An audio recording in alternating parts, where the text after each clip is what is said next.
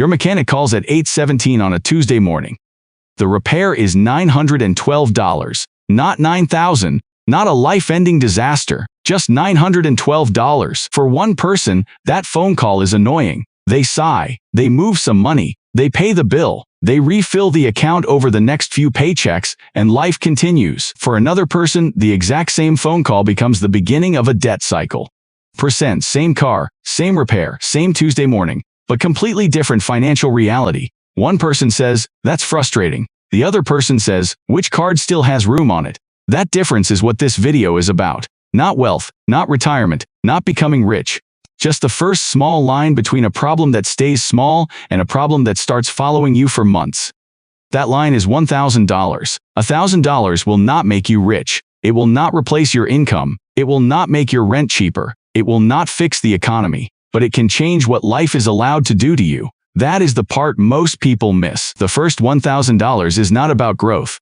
It is about defense. It is the little wall between you and the next credit card balance. It is the space between "this is irritating" and "this is now a financial emergency." It is not the whole emergency fund. It is not the finish line. It is the first line, the $1,000 crisis line. And if you have never crossed it, normal life is probably more expensive for you than it needs to be. Here is the strange thing about emergencies. Most of them are not rare. A tire blows out, a tooth starts hurting, a pet gets sick, a child needs something for school, a utility bill comes in higher than expected, a phone breaks, a flight needs to be booked because family needs you, paycheck comes late. The fridge stops making that normal fridge sound and starts making a sound that means money. None of these events are shocking. They are ordinary. But when there is no cash waiting, ordinary becomes expensive. That is the hidden cost of having no buffer. Not just the stress, the price. Without a small cash cushion, you do not get to choose the cheapest solution. You get the available solution. And the available solution is often the expensive one. The car repair goes on a credit card. The dental visit gets delayed until the pain becomes worse. The bill is paid late, so a fee gets added. The cheap replacement breaks faster, so you buy it twice. The overdraft fee hits because the timing was wrong. The buy now, pay later option looks friendly because the full price feels impossible. The payday loan looks like a bridge, even though bridges are not supposed to trap you on them. This is how being short on cash becomes more expensive than the original problem. The person with $1,000 pays $912 for the repair. The person without it might pay the repair, plus interest, plus a late fee somewhere else, plus the next month being tighter, plus the emotional cost of feeling behind again. Same event, different system. That is why the first 1,000 matters. It does not create freedom. It prevents a small problem from stealing more freedom than it deserves. I used to think the first financial goal had to sound impressive. 6 months of expenses, a fully funded retirement account, a perfect investment plan, a clean budget with every category named. But for a lot of people, those goals are so large that they become background noise. You hear save 3 to 6 months of expenses, and your brain immediately does the math. Rent, food, car, insurance, utilities, debt payments. And suddenly the number feels so huge that it might as well be fictional. So you do what many people do. You plan to start later, after the next paycheck, after the tax refund, after the car is fixed, after the holidays, after things calm down. But life rarely calms down before you build the thing that makes it calmer. That is why $1,000 works. It is small enough to be believable, large enough to matter, and clear enough to become a target. The first 1,000 is not there to make you feel rich. It is there to stop the next normal surprise from becoming high-interest debt. Think of it as a financial doorstop. The storm can still come in, but the door does not fly open as easily. Let me show you how different the same month feels with and without it. Imagine 2 people. Both bring home $4,000 a month. Both have rent, groceries, gas, insurance, phone bills, and a little credit card debt. Both are trying. Neither is lazy. Neither is stupid. Both get the same surprise. A medical bill for $780. The first person has no buffer, so the bill waits. Then it goes on a card. Then that card carries a balance. Then the minimum payment shows up next month. Now next month has less room because last month reached forward and took some of it. The second person has $1,000 in a separate savings account. They hate using it, but they pay the bill. Now the account has $220 left. That does not feel good. But the problem is over. No new balance, no interest, no late fee, no emotional fog for the next 6 months. Same income, same bill, different ending. That is the power of the crisis line. It does not make the problem disappear. It keeps the problem from multiplying, and multiplication is the part that hurts people. A $700 bill is hard. A $700 bill that turns into a credit card balance, then an interest charge, then a smaller paycheck next month, then another card swipe because the paycheck is smaller, is something else entirely. That is no longer a bill. That is a loop. $1,000 is the first tool that can interrupt the loop. This is why I do not like when people treat a small emergency fund like it is meaningless. They say, what is $1,000 going to do? Rent alone is more than that. That is true.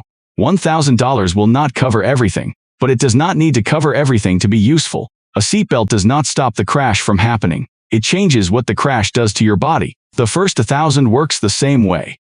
It does not stop life from being expensive. It changes the damage. A broken phone becomes annoying instead of financed. A tire becomes annoying instead of a credit card balance. A prescription becomes annoying instead of a delayed medical problem. A surprise bill becomes a bad afternoon instead of the start of a bad quarter. That is not nothing. That is the first stage of financial stability.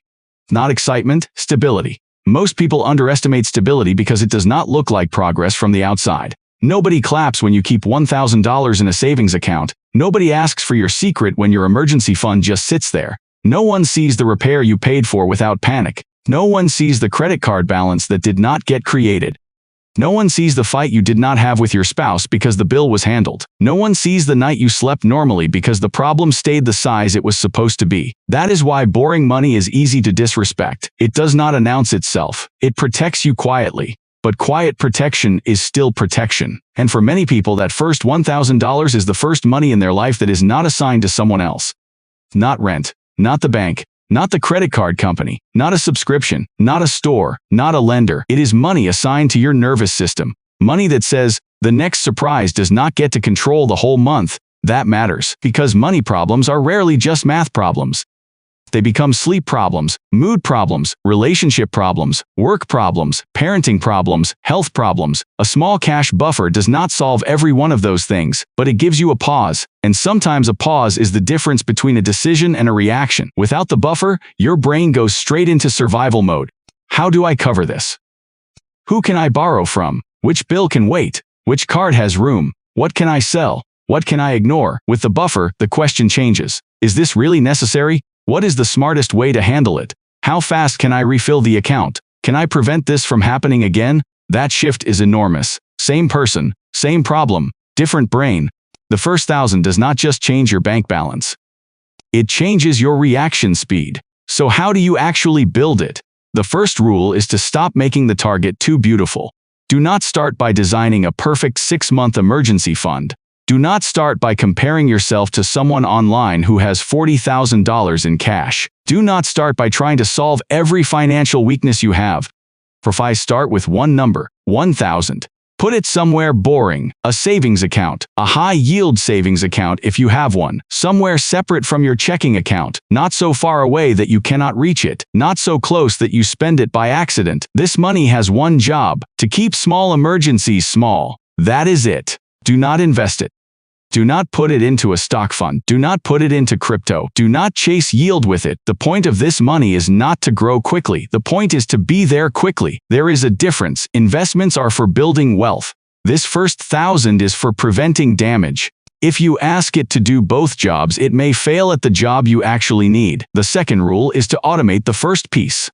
Not the whole thing, just the first piece. $50 every paycheck, $100 if you can, $25 if that is what is real. The amount matters less than the direction, because the first victory is not reaching 1,000. The first victory is making the money move before the month gets loud. If you wait until the end of the month to save what is left, the month will usually win. The grocery store will win. The app will win. The friend's birthday will win. The tired version of you will win. That does not mean you are weak. It means your system is asking you to make the hardest decision at the worst time. Move the money first, then let the rest of the month adjust around the smaller amount. That is how the first 1,000 becomes possible. The third rule is to create a short sprint, 30 days, 60 days, 90 days, not forever. People are better at intense short missions than vague permanent improvement. For the next 30 days, the question is not, how do I fix my entire financial life? The question is, what can I redirect toward the first 1,000? One subscription, one restaurant meal, one unused item sold, one weekend with no shopping, one overtime shift, one refund, one small freelance job, one category paused temporarily. This is not about becoming a minimalist monk. It is about reaching the line. And once you cross the line, your whole financial life has slightly more room to breathe. The fourth rule is to protect it from fake emergencies. A fake emergency is not always a stupid purchase. Sometimes it looks reasonable. A sale that ends tonight, a trip everyone else is booking, a gift you feel pressured to buy, a new phone because the old one feels embarrassing, a nicer version of something that still works. These things may matter, but they are not why the crisis line exists. The account is not called Things I Want but did not plan for. It is called Life Showed Up Without Asking. You need to be strict here because the first 1,000 is fragile. It is easy to build slowly and spend emotionally. So define the rules before the test arrives.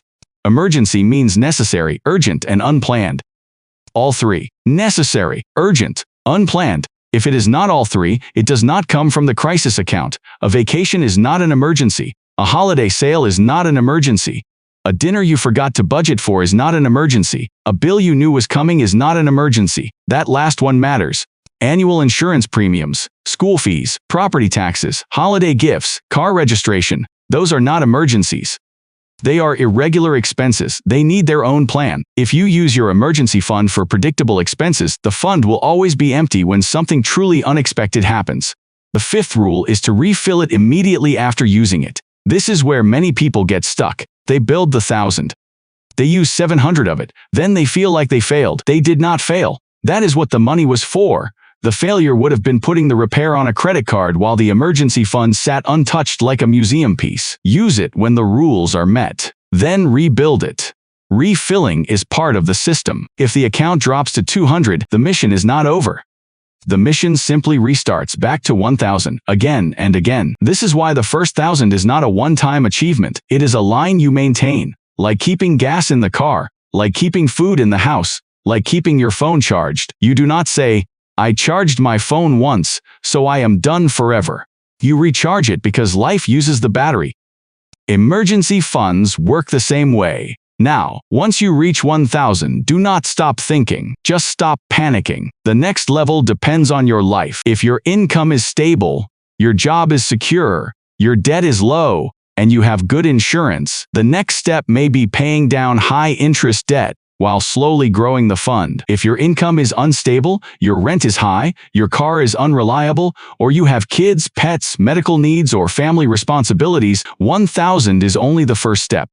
You may need 2,000, then 1 month of basic expenses, then 3 months, then more, depending on your risk. But the first 1,000 still matters because it proves the system can work. It proves money can be set aside before the world takes it. It proves you can create a boundary, and that proof is more powerful than people think. A lot of financial change begins with proof. Proof that you can say no, proof that you can automate, proof that you can handle a problem without borrowing. Proof that your paycheck does not have to disappear completely every month. Proof that you are not permanently stuck in reaction mode. The first 1,000 gives you evidence, and evidence changes identity. You are not just someone hoping to save someday. You are someone who has a cash line between life and debt. That is a different person. That person checks the bank account differently. That person hears bad news differently. That person makes purchases differently. That person thinks before financing something because they know how hard the first buffer was to build. That is how small money changes big behavior. Not because the amount is huge, because the line is real. Here is the part I want you to remember. If you have 0 saved, your first goal is not to become rich. Your first goal is to stop life from getting more expensive every time something goes wrong. That is what the crisis line does. It does not make you wealthy. It makes you harder to knock over. And that is the beginning, because once small problems stay small, you can start doing the next things. Paying down debt with less fear.